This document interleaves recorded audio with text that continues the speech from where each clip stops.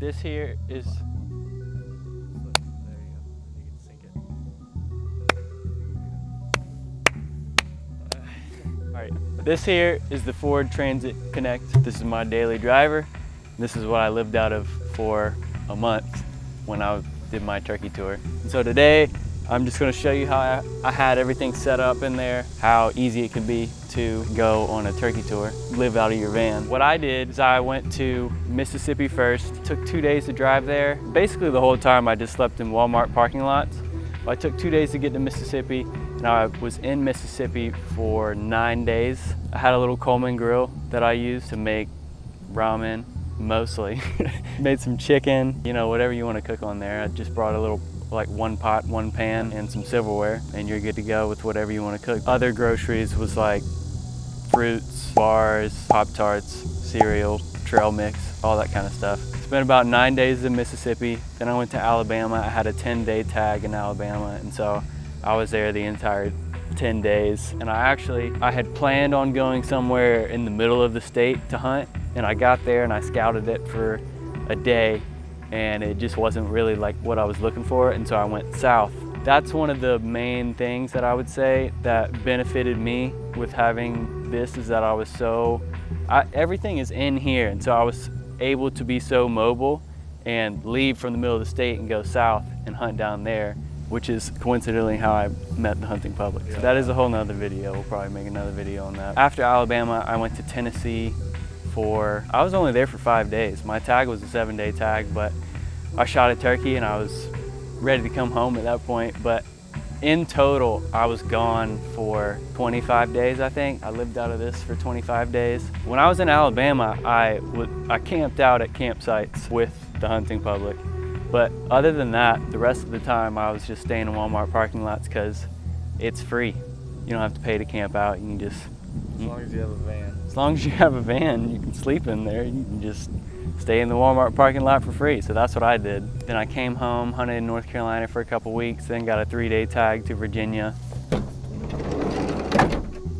So right now I have clothes hanger, just hanging up all my clothes.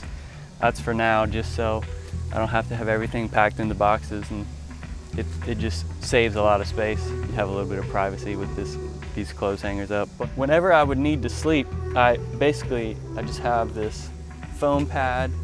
I have a little sleeping pad here, and then my sleeping bag. And I slept perfectly fine just doing that with a couple of pillows. That was my bed the majority of the time, and anytime I needed to sleep, I would just push all my gear to the side and go right to sleep. I mean, I slept better in my van than I have been in the bed over there at Aaron's house, so it's perfectly comfortable. I'm 6'1", and I had plenty of room to lay down in the back of this thing. So the only thing I would say, it wasn't insulated, and so the temperature control could get pretty bad at times. If it was hot, then you would just kind of sweat it out. If it was cold, I would bundle up. Tennessee, I think I wore 4 layers to sleep one night because it was like 30 degrees. I had to get this sign made here because on my travels, I had the sheriff called on me 4 separate times. And the first time in Mississippi, they towed me.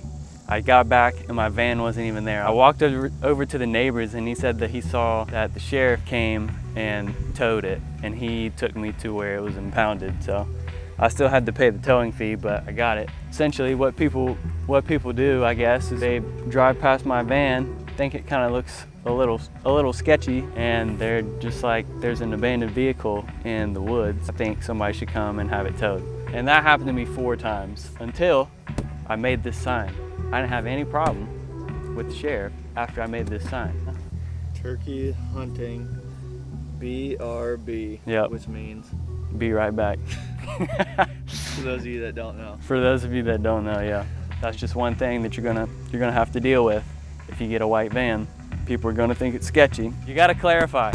Make sure you make a sign if you're gonna do some turkey hunting in a white van. In terms of the layout that I had like a big duffel bag full of clothes that I would usually put in the front seat here, put all my boots over there in the passenger side. Anything that basically couldn't be kept in this half of the van, I would just put in the front seat while I slept. In terms of the gear that I was rocking with, so I was able to film, I had like a little portable battery that I would charge anytime I turned on the van and went anywhere. I would charge that while the van was running, and then I would be able to plug in my iPhone, my computer, and all my cameras, and it would charge that that night while I slept.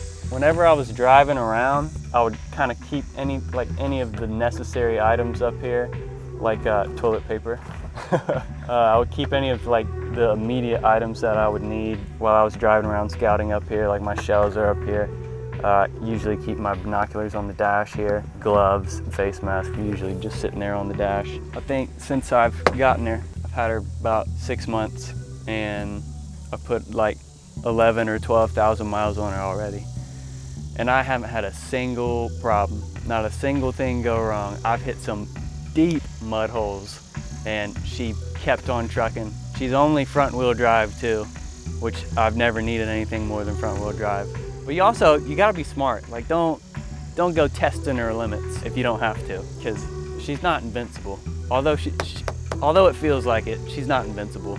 But I hit some deep mud holes. I bottomed out a couple times on some washed out roads in the mountains, but kept trucking nonetheless. I think the only thing that went wrong is that this tire went flat at some point, but I could usually fill it up at the beginning of the day and it would last me the day, and then I could just fill it up every morning before I went out to hunt.